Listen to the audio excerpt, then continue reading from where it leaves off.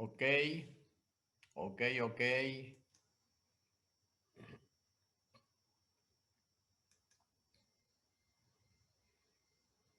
Bueno, Bueno, estamos 23. ¿Qué tal, chicos? buenas noches, Doc. Soy Kevin. Sí, doctor. Buenas noches, doctor. ¿Cómo Bueno, está? Bueno, chicos, le damos la bienvenida al doctor José Pizorno. Él va a ser nuestro médico hoy, la persona encargada de esta charla. ¿Sí? Él es jefe de cátedra de Fisiología Humana Normal 1 y Fisiopatología de la facultad. Y hoy nos va a estar hablando sobre fisiología de la mecánica vascular. ¿Sí? Les solicito, por favor, si pueden tener sus micrófonos y sus cámaras apagadas para evitar cualquier tipo de interrupción o interferencia. Y las preguntas a elección del doctor, eh, pero creo que preferiblemente si las pueden dejar para el final, pues que las pueden ir escribiendo al chat y él las contesta una vez que termina. Y eso nada más, y le doy la palabra a Doc. bueno, muy bien. Muchas gracias. Gracias por la presentación. Es un placer estar acá con todos los chicos interesados en la fisiología circulatoria. La idea es que ustedes salgan de esta charla con los conceptos, digamos, básicos para poder entender los estudios que se están realizando actualmente en relación con la función cardíaca y arterial, y que nosotros hacemos en el laboratorio, y que son fundamentales estos conceptos que yo voy a dar. Lo voy a dar, digamos, bastante resumido como para un inicio, y estas charlas vamos a tratar de ir haciéndolas continuas,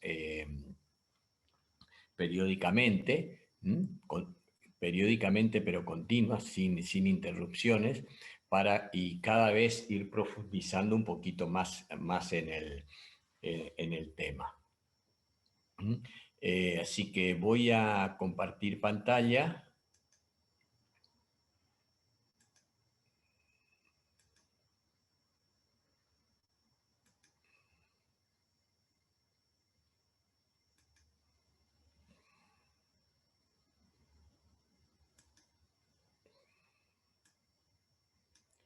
Bueno, los conceptos, como les dije, que voy a transmitirle, son para poder entender por qué significan o qué indican, cuál es la razón de hacer los estudios que nosotros hacemos en el laboratorio. No solo que hacemos nosotros, sino que en la mayoría de los centros de hipertensión de primer nivel del país hacen todos los estudios que nosotros estamos haciendo en el laboratorio. El común de los médicos, el común de los cardiólogos, el común de los clínicos obviamente no los tiene todavía incorporados, pero en los centros de primer nivel de hipertensión arterial es moneda común hacer esto que vamos a comentar todos los días. Si bien yo hoy no les voy a dar, perdón, no les voy a dar la técnica de la cardiografía de impedancia, la técnica de la velocidad onda de pulso, de la presión aórtica central.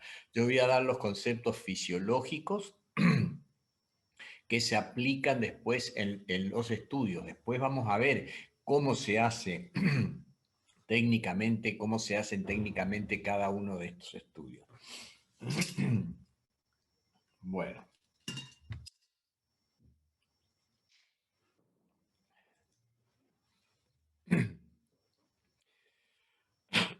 El corazón es una bomba que en forma intermitente, pero continua, está enviando sangre a las arterias para que éstas realicen la distribución a los distintos tejidos. El corazón bombea sangre en sístole y deja de bombear en diástole. Cuando bombea sangre en sístole, las arterias, las grandes arterias, aorta y sus principales ramas, lo que hacen es aumentar su diámetro para acomodar todo ese caudal de sangre que le envía el corazón. Y cuando el corazón deja de enviar ese caudal de sangre, las arterias se contraen para así impulsar en diástole el resto del volumen minuto que le envía el corazón en cada latido. Bueno, las arterias son una red de tubos elásticos, distensibles, que tienen terminales de alta resistencia. Son las arteriolas.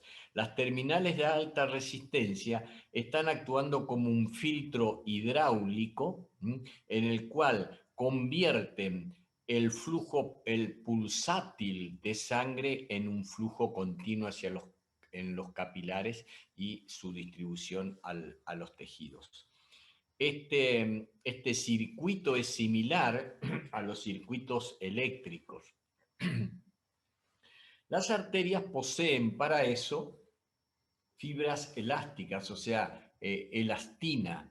La elastina la producen las células endoteliales y las fibras elásticas se ubican fundamentalmente en la íntima, debajo del endotelio. También las arterias, estamos hablando de las grandes arterias elásticas, también tienen cierta cantidad de colágeno que lo producen las fibras músculo, de las células músculo fibrosas y se ubican hacia el lado de la adventicia. Es fundamental esta composición histológica para que haya un acoplamiento ventrículo aórtico, es decir, cuando el corazón bombea en sístole sangre, el corazón permítanme, disminuye su tamaño, disminuye su cavidad, mientras que las arterias aumentan la cavidad para recibir toda esa sangre. Y al revés, cuando el corazón en diástole se relaja, no bombea sangre a las arterias, sino que se está llenando de que la sangre oxigenada, hablando del corazón izquierdo, la sangre oxigenada que le llega por las venas pulmonares. En ese momento la presión del corazón cae desde aproximadamente a 10 o menos milímetros de mercurio en la diástole. Las arterias lo que hacen es, gracias a su retroceso elástico, se contraen e impulsan el resto de sangre hacia las arteriolas y los capilares. Es decir, el corazón en la sístole transporta una energía cinética que parte de ello alcanza y llega hasta los capilares y otra parte de la energía que transmite el corazón queda potencialmente en las arterias, en la sístole, para que en la diástole las arterias transforman esa energía potencial en una energía activa con el retroceso elástico que lo que hacen es disminuir el diámetro para empujar ese continente que existe de sangre y así permiten de que no haya una disminución de la presión arterial diastólica a 10 o menos como lo hace el corazón en la diástole. Ocupan una parte de la energía cardíaca de sístole para facilitar su contracción en la diástole. Esto es fundamental porque el concepto por los alumnos, muchos colegas por ahí que no están en el tema, saben, bueno, que durante la diástole es donde se irrigan los tejidos. La irrigación es un continuo, Primero porque en diástole las arterias con su contracción empujan a la sangre.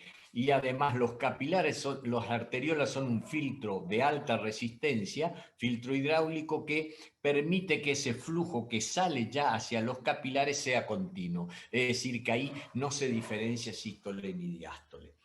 Esto es muy importante que conozcan. Y esto se ha llamado que es el efecto Wink-Kessel, porque es similar a los que tenían los camiones de bombero en la antigüedad. Tenían una bomba que impulsaba agua, pero tenía un reservorio, un gran reservorio con una gran cantidad de aire que cuando el agua entraba a ese reservorio era comprimido por el aire y lo transformaba este efecto de esta cámara de aire a presión, transformaba el flujo pulsátil de la bomba de los bomberos en un flujo continuo hacia la salida. Esto es muy similar a lo que producen las arterias, las grandes arterias elásticas, fundamentalmente la aorta, pero las otras arterias elásticas también, las grandes ramas, en la circulación. Y acá podemos ver más de lo que ya les estoy explicando. Durante la sístole cardíaca, el corazón envía su descarga sistólica a la aorta. Esto sucede lo mismo, ustedes ya saben, a menor presión en la circulación derecha, en la circulación pulmonar.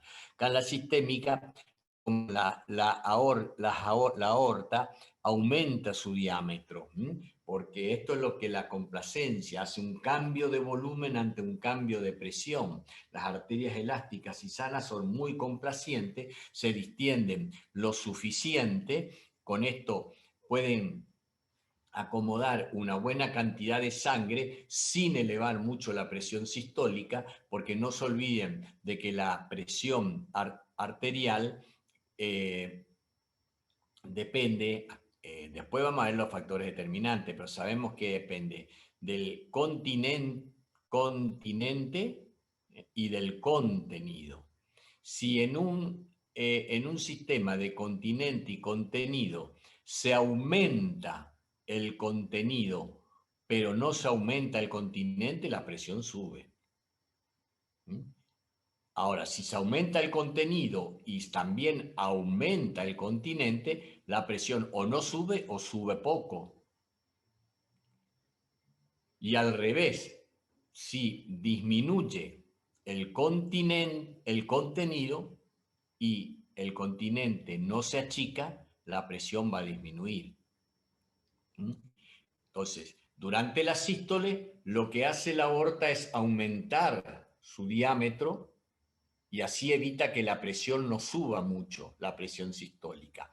Y en diástole, cuando le queda menos, tiene menos sangre, mucho menos de la que tenía en sístole, si no se contrae, la presión diastólica va a caer en forma similar a la que hay en el ventrículo. Y saben que la presión diastólica del ventrículo izquierdo es de 10 milímetros de mercurio. Y nosotros no tenemos 10 milímetros de mercurio de presión diastólica. ¿Estamos? Acá ya el flujo hacia los capilares es continuo. ¿Estamos? Ahora, si estas arterias, ya sea porque son aortas de personas de mucha edad, 75, 80 años, 70, más si son hipertensos, diabéticos, si fumaron, y la misma ingesta de sal, aunque no sean hipertensos, también altera la histología de las arterias. Si esta aorta, por ejemplo, tiene menos fibras elásticas o tiene las fibras elásticas rotas, menos contenido de elastina y más contenido de colágeno, como sucede en la enfermedad y con la edad, estas arterias van a tener rígida, van a tener menor complacencia. Ante un aumento de presión, va a aumentar poco o no van a aumentar. ¿Estamos? Entonces esto tienen complacencia baja y pueden tener elastancia alta. ¿Qué significa? Es la inversa de la complacencia. La elastancia alta significa que hay que hacer mucha presión para distender algo la pared. Esta pared está muy resistente a la distensión. Y acá habría poco flujo diastólico, todo el flujo sería en sístole. ¿Estamos? Por eso es que estas personas tienen presión sistólica elevada porque acumulan mucho contenido de sangre y no aumentan su diámetro, sube la sistólica. Posteriormente en la diastólica, en la diástole queda menos sangre acá y no se contraen para mantener una buena relación continente-contenido, como les dije, la presión arterial disminuye, diastólica disminuye. Esto es lo que se ve la hipertensión en los pacientes mayores de 65, 70, 75 años. Tienen, por ejemplo, 160, 80. En elevación de la sistólica y la diastólica tienen normal o baja, pueden tener 160, 70 milímetros de mercurio. ¿Estamos? Una gran presión de pulso, una gran diferencial a expensa del aumento de la sistólica y disminución de la diastólica. Estas son arterias muy rígidas, con poca elastina y mucho colágeno. Estas son arterias que si le adelanto un poquito van a tener una velocidad de la onda de pulso aumentada, porque a medida que la arteria se pone más rígida, la velocidad de la onda de pulso, es decir, la deformidad que siente la pared de la arteria, no la velocidad del flujo de sangre, sino de la onda de pulso, la velocidad aumenta. Sí, y como también aumenta con la edad. ¿Qué? Lo vamos a ver después. Esto nosotros, el gol estándar, o sea, el estándar de oro para medir rigidez arterial, es la velocidad onda de pulso y se utiliza la velocidad onda de pulso carótido femoral. La velocidad que tarda la onda del pulso de pasar de carótida hacia femoral. Ese es el gol estándar para estudiar rigidez arterial. Bueno, y este es un experimento que nos muestra la complacencia, o sea, el cambio de volumen ante cambio de presión de las arterias en las distintas décadas de la vida, como pueden ver acá. 78 a 71, 52 a 47, 42 a 36, 31 a 29 y 24 a 20. Este es un trabajo en el sentido de investigación que se hizo básico, porque se hace en el laboratorio y no se hace con la persona in vivo. Este es un trabajo que se hizo de personas que han fallecido y a los cuales se estudió las arterias, están ligando las ramas de la arteria, las ramas en las cuales se divide la arteria aorta y impulsando una cantidades crecientes de líquido. Eso va produciendo un aumento de presión. Y entonces pueden ver que ante el aumento de presión, a medida que va aumentando la presión, va aumentando el volumen de la aorta. Pero fíjense qué pasa en individuos de 20 a 24 o de 29 a 31. Fíjense cómo aumenta mucho más el volumen, mucho más el volumen de la aorta cuando aumentamos la presión. Y fíjense qué pasa con las personas de 78 a 71 años. Vamos aumentando la presión y aumenta muy poco el volumen. Fíjense, con 225 milímetros de mercurio de aorta, aumentó un 75% su volumen. Y acá miren lo que aumentó, un 275%. ¿Esto a qué se debe? Que las arterias de estas personas jóvenes tienen mucho componente de elastina, tienen poco colágeno, el suficiente para mantenerse normal, y estas tienen ya pérdida de las fibras de elastina, y al contrario, tienen un aumento del colágeno, que es mucho menos deformable que el elástico. ¿Estamos?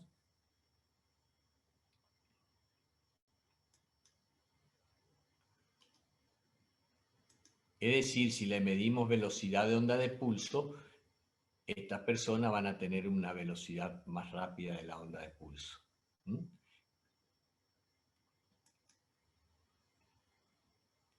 Bueno, ahora vamos a ver, cita que yo le traje, incluso le traje la lectura abajo para que ustedes puedan después en su casa practicar, jugar, etc.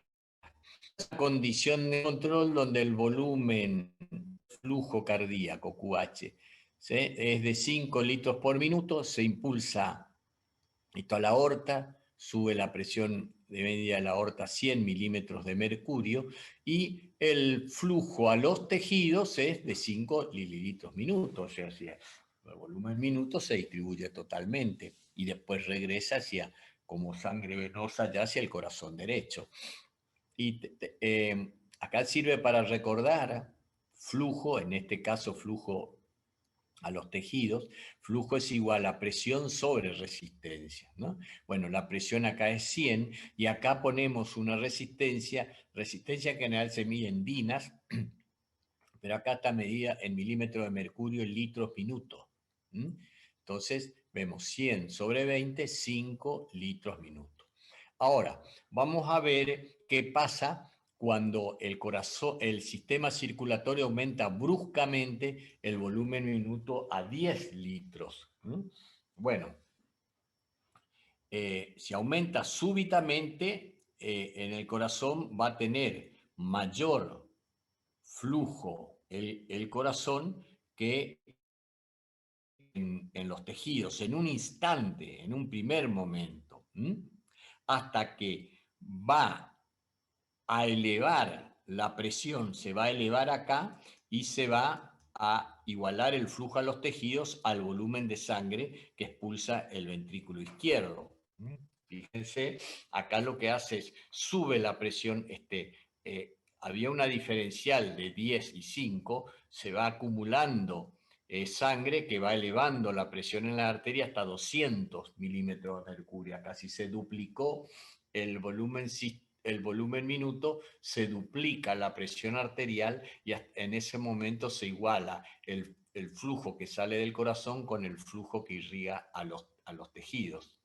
Si vamos a la fórmula, vemos la resistencia no cambió, pero lo que aumentó es la presión, entonces acá sale 10 mililitros de volumen minuto y 10 mililitros entra en los tejidos. Ahora vamos a ver qué pasa si aumenta la resistencia vascular, cómo este sistema corazón,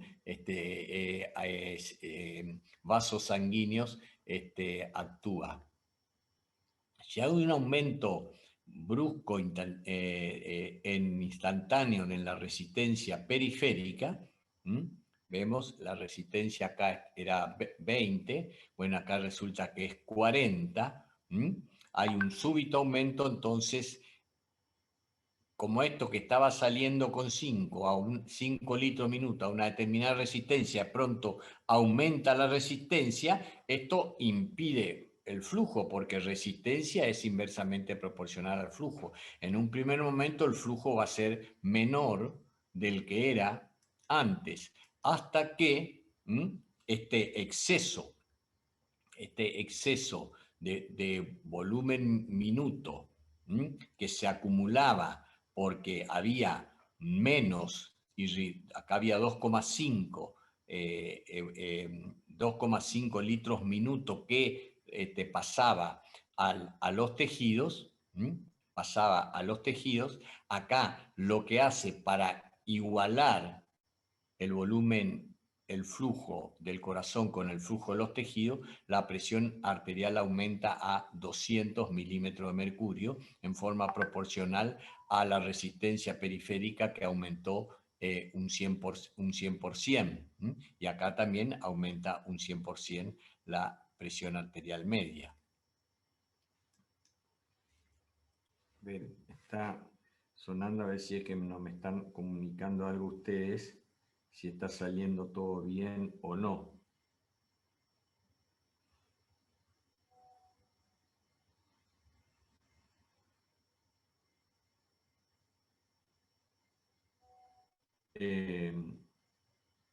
No.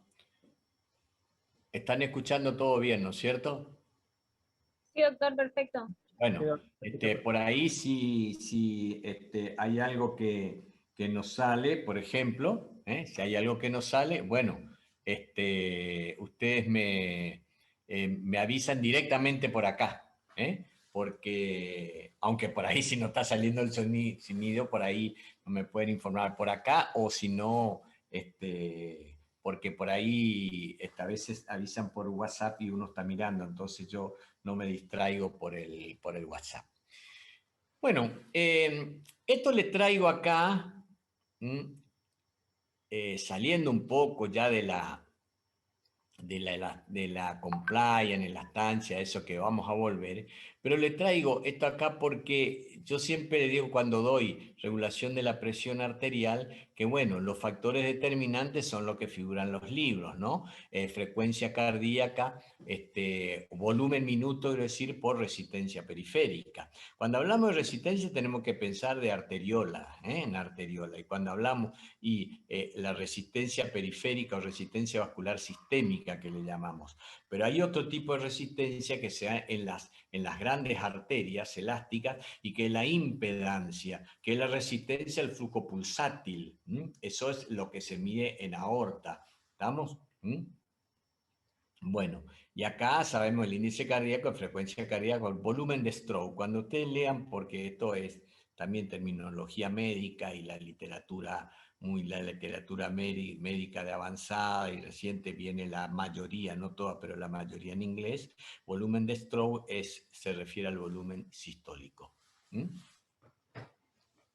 Este libro le denomina factores fisiológicos, creo que todo es fisiológico, ¿no? Yo no me animaría a llamarle nada más que estos son fisiológicos hemodinámicos y estos serían, pero también entran en la hemodinamia.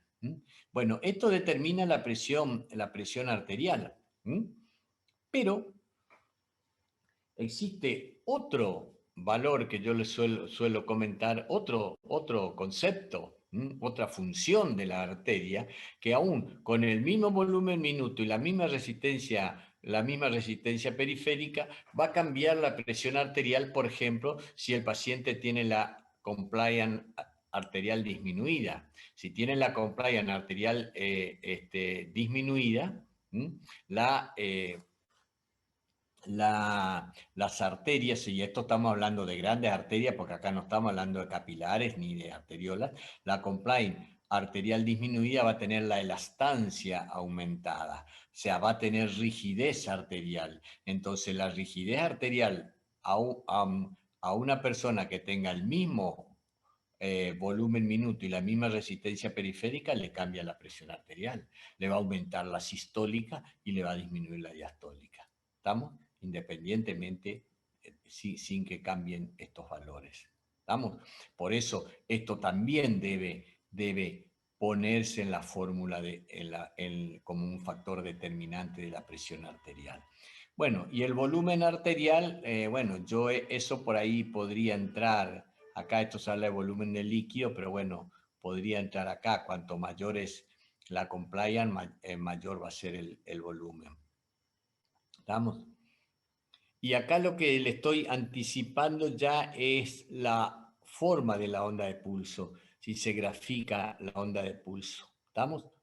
Y se puede, que es el estudio, los estudios que hacemos captan la onda de pulso, fijan, y se toma la presión y por una función de funciones matemáticas, lo que hacen es estas ondulaciones, estos cambios, lo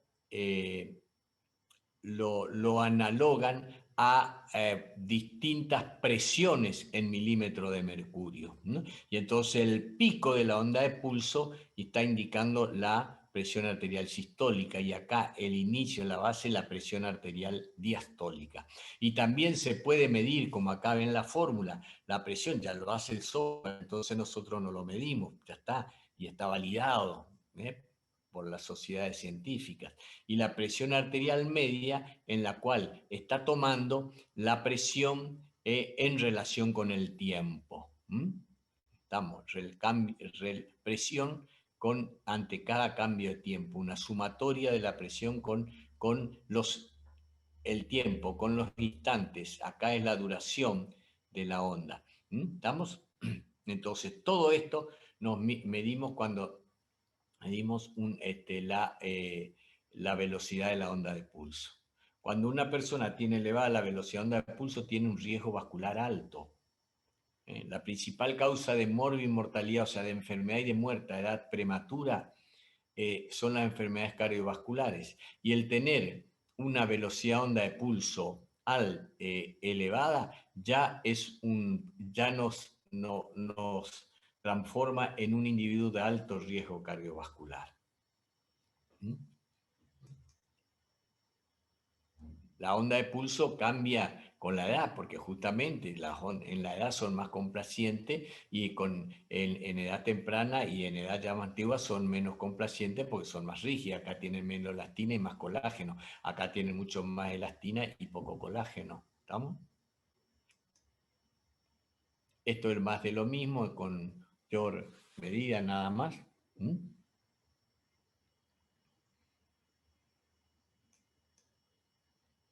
Y acá, si bien no es muy clara la figura, esta acaba graficando la onda de pulso, la forma no es la misma en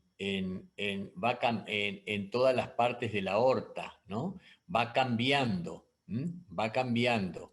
y se va amplificando a medida que va hacia las arterias más periféricas, en todas las edades. O sea, no tiene la misma forma, pues se va amplificando a medida a medida que pasamos por ramas más periféricas. Por ejemplo, cuando medimos la forma de la onda de pulso de la arteria femoral, no es la misma que la de la arteria carotidia. ¿Estamos? Y se puede medir la velocidad de la onda carotidio radial o carotidio femoral, pero para rigidez arterial es el valor de la carótido femoral la que tomamos en cuenta. Cuando medimos presión aórtica central, se puede medir, ustedes miran cómo le pongo el manguito del tensiómetro a la aorta que está dentro del tórax. Bueno, no se mide por una función matemática de transferencia y está muy bien validada contra métodos cruentos, o sea que no hay ninguna duda. Bueno, cuando el corazón bombea sangre a la aorta, no solo va a la sangre circular, sino que produce unas vibraciones en la pared de la aorta, que esos son las ondas de pulso. Es la onda de pulso. ¿Tá? Esa onda viaja hacia la periferia y vuelve donde se bifurcan las ramas, vuelve. Una es la onda anterior y otra es la onda que va retrocediendo. ¿Estamos? La onda que se refleja viene y cae en la diástole. Se une a la onda incidente, a la onda que sale, la que vuelve, se le une en la diástole. Y la unión de las dos forma más o menos esto. Esto es en individuos jóvenes con arterias elásticas. ¿Estamos?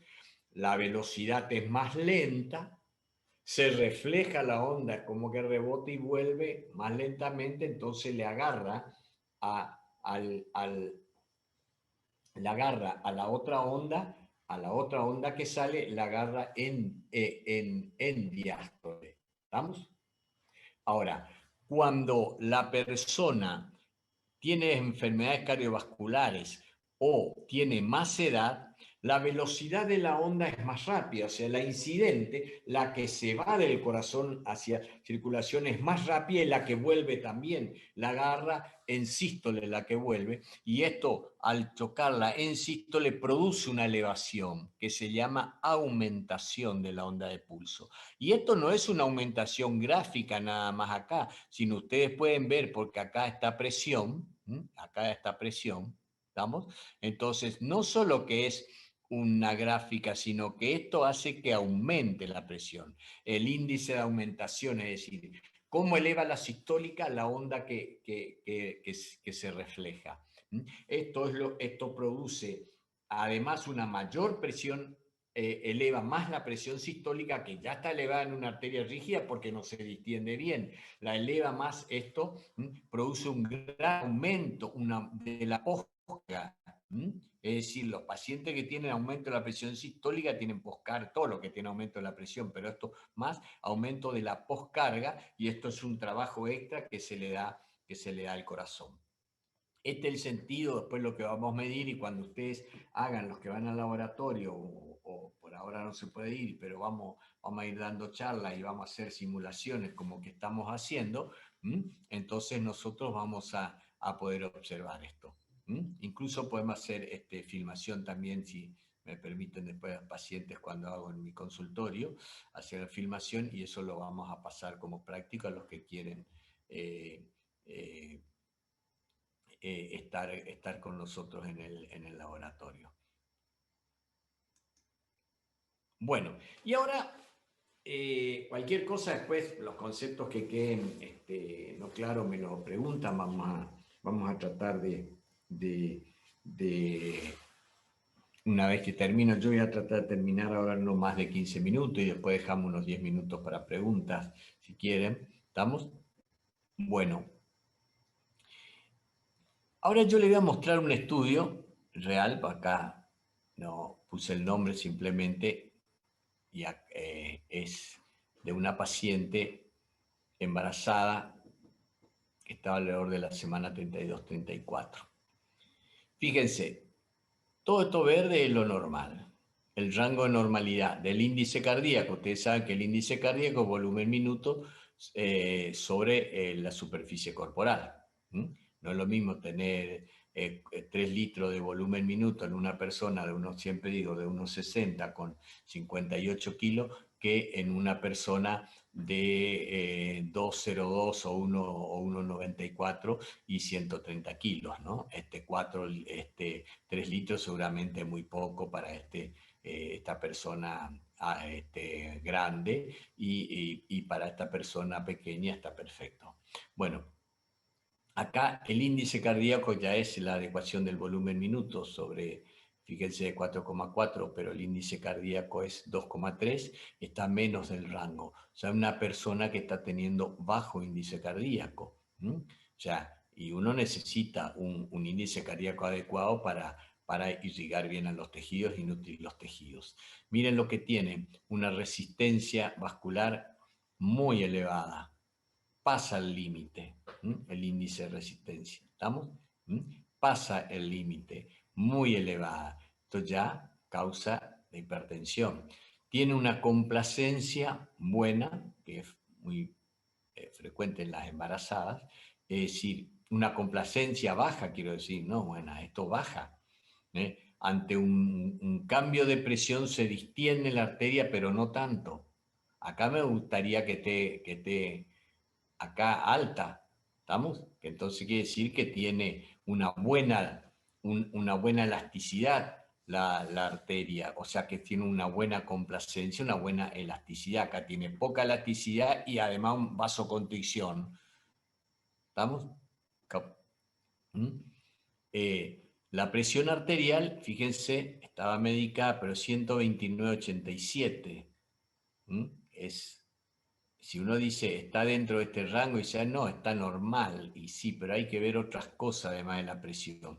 Esto lo que tienen, la medición de la hemodinámica incruenta que hacemos, pues nos hacen ver y hacen ver a las personas que los cambios hemodinámicos son más tempranos que los cambios, los cambios objetivos que vemos en la clínica. Esto nosotros lo vemos con el tensiómetro, pero no es lo mismo tener 129, se me está perdiendo el puntero, 129/87, pero con una resistencia vascular baja, un volumen minuto más alto y una mejor complacencia.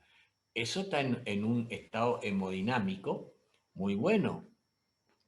esta persona está en un hemodinámico y más siendo embarazada, atroz, esto indicación incluso de ir pensando, a ver, ni bien alcance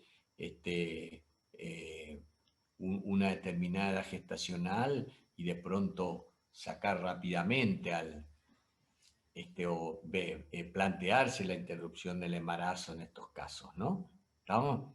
Bueno. Y acá, fíjense que estamos, si tenemos que dividirlo en qué cuadrante lo ubicamos en este cuadrante con gran índice de resistencia vascular sistémica y bajo volumen minuto. ¿Tá? Acá está el índice cardíaco y acá está el índice de resistencia vascular. Y este es el rango de normalidad que tiene que tener. Pero más allá de este rango, yo lo que quiero es que ustedes entiendan esto. Miren acá cómo estamos estudiando complacencia. Acá estamos estudiando la resistencia vascular. Y hay otra cosa nueva que también nos da este estudio cardiografía por impedancia. Esto es la fracción de eyección del corazón. Lo mide la fracción de eyección del corazón. Es un método incruento, fácil, ustedes lo van a ver, después vamos a mostrarlo por foto, no en esta clase, pero después sí. La fracción de eyección del corazón habitualmente es el 60% más. ¿No? ¿Qué significa fracción de eyección? Bueno, la parte del llenado ventricular que el corazón expulsa en un minuto. No expulsa todo, pero más del 60% sí. Está con el 46%. Esto está indicando la elastancia aórtica, elastancia arterial. ¿Qué significa? Dijimos que al revés de la complacencia, es la presión que hay que hacer para estirar un material, es decir, para dilatar la aorta. Es 2.16, es bastante, digamos. Y esto es la elastancia del ventrículo izquierdo en el fin de la sístole, que es también la presión que hay que hacer para distenderlo. ¿Estamos? Y de estos, el índice entre la elastancia arterial y la elastancia del ventrículo izquierdo, ese índice nos da idea del acoplamiento ventrículo aórtico. Cuando ese índice está a menos de 1, el ventrículo aórtico está perfecto. Quiere decir que el corazón no está consumiendo, elevando de más presiones para poder realizar su trabajo, que es un índice cardíaco adecuado. Cuando está entre 1 a 1.3, ya no es tan eficaz ese acoplamiento en relación con el gasto de energía. Y cuando es mayor de 1,3, quiere decir que está ya un corazón, si no está, va a llegar a la insuficiencia cardíaca temprano. Fíjense todos los datos que nos da este estudio. Y esto está validado, hay estudios que lo demuestran, esto no es una cosa que vemos así, están publicados en revistas que están indexadas en el índice internacional, donde ingresan solamente las revistas de mucha calidad. Bueno, también se midió en esta misma paciente la presión aórtica central. Nosotros medimos en forma incruenta, midiendo la velocidad carótido radial y la presión arterial por una función matemática que se llama de transferencia, que está totalmente validada, en todas las revistas científicas se publica, está validada, se mide la presión aórtica central. Fíjense que la presión aórtica central, uno dice, bueno, en la aorta tiene que haber más presión que en la radial, en la femoral, porque para poder impulsar la sangre. Sí, pero no se olviden que en la diástole, la aorta se contrae e impulsa esa sangre que queda. Y mucha de ahí diríamos que la mayor parte de la irrigación se haría en diástole porque dura más que la sístole. Si bien es cierto que a nivel de capilares ya no se diferencia sístole o diástole, pero a nivel acá de grandes arterias sí. Y fíjense que es menor la sistólica, pero la diastólica es igual o un poquito mayor como acá. ¿Estamos? Porque la mayor parte del flujo se va empujando en diástole. Después estos otros problemitas que son un poquito más, ya más complicados para entenderlo, cuando tenemos que ir hablando bien de cada uno de ellos. Pero esto, ¿por qué sirve? Bueno, sirve porque primero de todo, si uno tiene presión aórtica central elevada, como tiene esta, ya y como es joven, más de 120, aunque algunos dicen que el límite es 130, más de 120 milímetros de mercurio de presión arterial central elevada, esto significa que hay una impedancia aumentada, hay poscarga aumentada, eso es un trabajo que es una presión que es mala para el ventrículo izquierdo, el ventrículo izquierdo se va a hipertrofiar. Podemos tener presión arterial, braquial y radial normal, pero si la presión aórtica central está alta, significa que ese paciente las drogas le están bajando la presión arterial, que la medimos con el tensiómetro, pero no le están bajando la presión en la aorta. Eso sucede con los betabloqueantes de primera generación, que bajaban muy bien la presión braquial, pero cuando se estudiaron con presión central no la bajaban a la presión central como los otros medicamentos, y esto coincidió con que ese grupo de personas tuvo más complicaciones y más muerte que el resto en el seguimiento a los años, a lo largo de los años. Fíjense cómo estos conocimientos fisiológicos tienen función en la clínica, y son importantes, porque cuando están alterados, como pueden verse que tienen una injerencia en la salud de la población. Simplemente para ver, esta es una onda de pulso carotidia y esta es una onda de pulso femoral, ¿no? Entonces se mide la velocidad que tarda la onda carotidia en llegar a la femoral. Ponemos para eso un sensor en carótida, el sensor en femoral, que capta y se mide el tiempo de acá a acá, que este es el tiempo del pie de la onda, así se llama, pie de carotidio, con el pie de la onda femoral. El pie carotidio se da justo en el momento de la contracción isovolumétrica.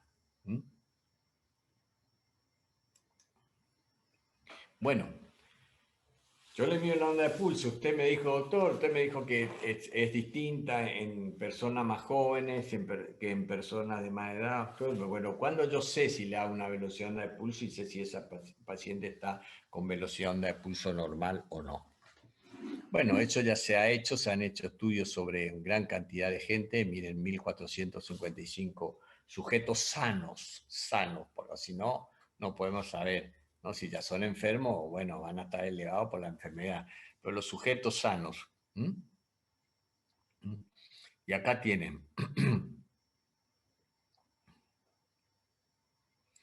la media más 2 desvíos estándar, esto lo van a ver después por estadística, pero acá tienen la mediana y el menor dato, el percentilo 10, y el mayor dato, el percentilo 90. Son formas de medir. ¿Estamos? Esto se hace estadísticamente. Bueno, si tengo una persona de 40 años y tiene una velocidad de onda de pulso de 8,2, yo digo que está dentro del rango normal, porque el percentilo 90 es 8,6. Tiene que ser mayor al percentilo 90. ¿Estamos? Esta es la velocidad, o sea, esta tablita uno tiene que tenerlo para saber. Bueno, tenemos unos minutitos para preguntas, los que quieran hacer. Yo después le voy a enviar literatura para que puedan leer. Pero esto es la introducción que yo quería hacer y motivarlo, interesarlo, porque habrán visto muchas cosas acá nuevas y otras cosas que por ahí pueden no entenderla, pueden tener dudas, pueden decir por qué es así, por qué no, para qué sirve, para qué no sirve además. Así que pregunten con tranquilidad, porque acá encima No tengo la figura de nadie de ustedes, así que no le veo la cara. Buenas noches, Doc. ¿Cómo está? Muy Buenas buena noches. respuesta. Sí. ¿Qué tal? Yo quería consultarle acerca de si este estudio de cardiografía por impedancia es solamente o se hace de manera no invasiva o es parecido a la tipo el ecocardiograma. No, son cosas distintas. Primero, el electrocardiograma también es no invasivo, porque no duele, no te, nada, es no invasivo. Este también es no invasivo. Acá le estudia otra cosa distinta al electrocardiograma. Si No, bien no, claro. marca también una onda de electrocardiograma, porque utiliza el electrocardiograma para poder determinar justo el periodo de contracción isovolumétrica. ¿Mm? Y ahí después junto con el fonocardiograma, porque también hace un fonocardiograma, donde se ven la gráfica de los ruidos cardíacos, entonces cuando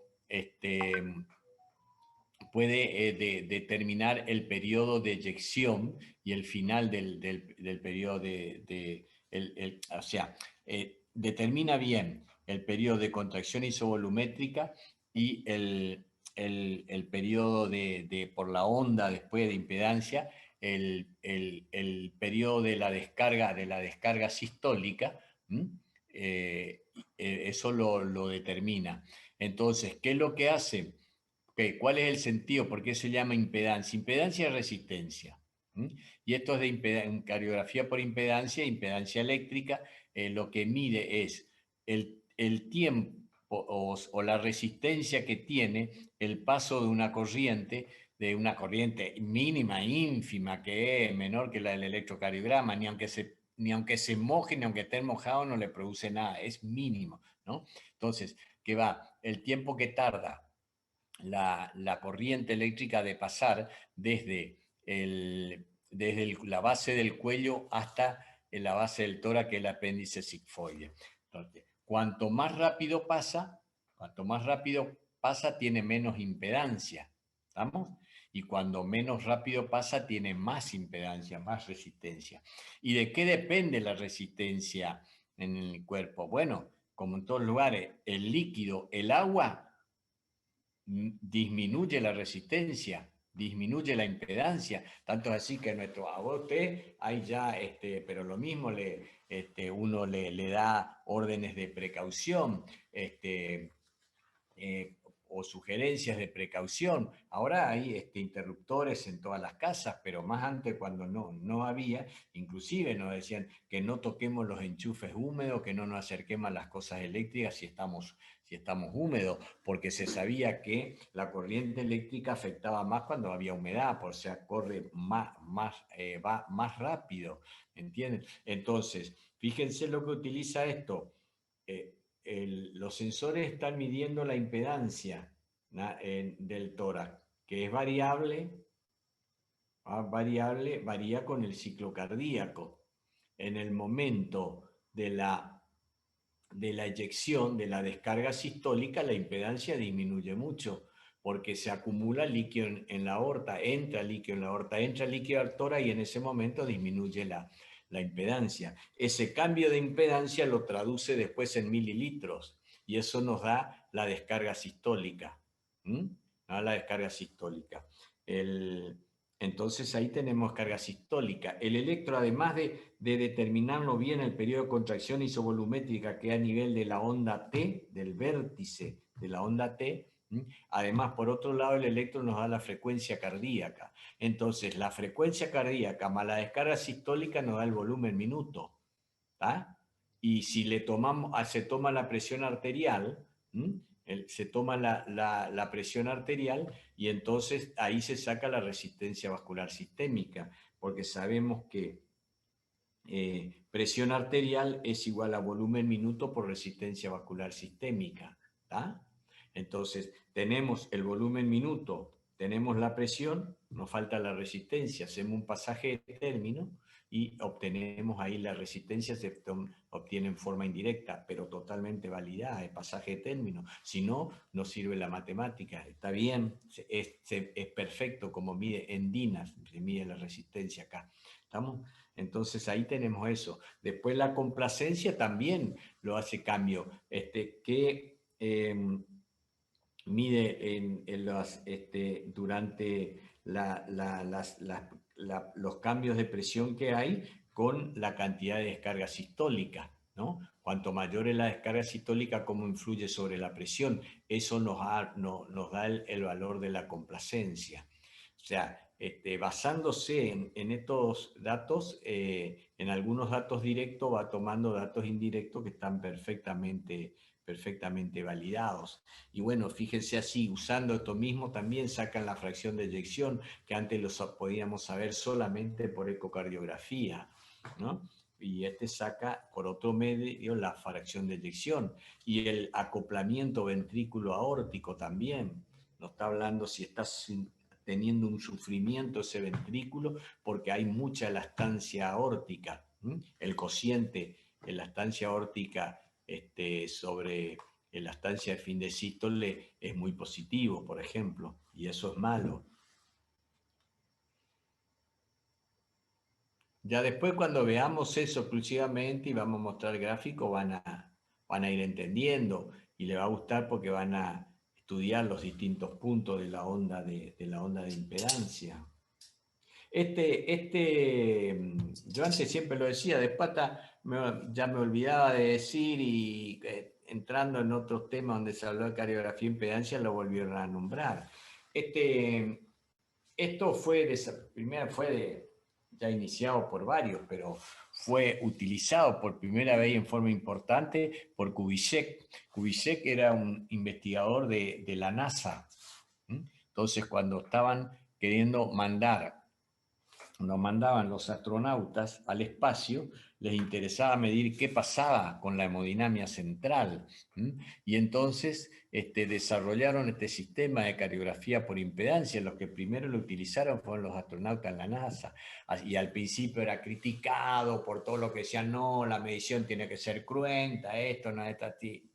Yo siempre lo defendí desde la década allá del 80, ya lo defendí fines del 80, cuando recién se iniciaba, porque decía, los de la NASA no van a hacer algo que es inexacto. Y bueno, después, por supuesto, todas las publicaciones han validado el método, pero los primeros que utilizaron fueron los astronautas, los americanos, que iban al espacio y se le medía los cambios en la hemodinamia que producía el cuerpo, ¿no? Kubitschek, que era el que primero lo desarrolló. ¿Otra pregunta? Muchas gracias, doctor, por la charla. La verdad que fue un buen repaso de fisio. Quería saber si vamos a seguir desarrollando el tema en una segunda charla, por ejemplo, el viernes que viene, o cuándo sería. Y en general vamos a tratar de hacerlo todos los viernes, salvo cuando no lo pueda hacer, yo lo voy a anticipar. ¿Estamos? Así que vamos a ir dando todo eso como para que el que le interesa el tema, vamos a ir avanzando. Va a ser todo en relación, ¿estamos? Y creo que estos conceptos, porque antes nosotros no se pensaba que la aorta ayudaba a la irrigación en diástole y todas esas cosas, no se hablaba. Esto es, cada vez está más en la palestra, como decía yo antes, o está más dentro de los temas principales dentro de la fisiología y de avanzada esto, porque no se daban estos conocimientos así de la fisiología arterial. Se conocía muy bien lo del corazón, que era el rey de la circulación, ¿no? y de las arterias, eso nada. Bueno, no. Fíjense la importancia de la arteria, es una segunda bomba la aorta, ¿no? La primera bomba será el corazón, el ventrículo, la segunda es la aorta, y ni uno ni lo otro son más importantes, son necesarios los dos, ¿no? Ustedes ven ya qué mal funcionaría el corazón con una aorta rígida y que funciona. ¿Estamos? Bueno, Exactamente, Doc. Es sí, un sí, tema sí, muy importante que tenemos que seguir estudiándolo, ¿no? Y seguir exacto. repasando sobre todo los alumnos que ya pasaron por segundo año y seguir repasando y repasando para seguir aprendiendo.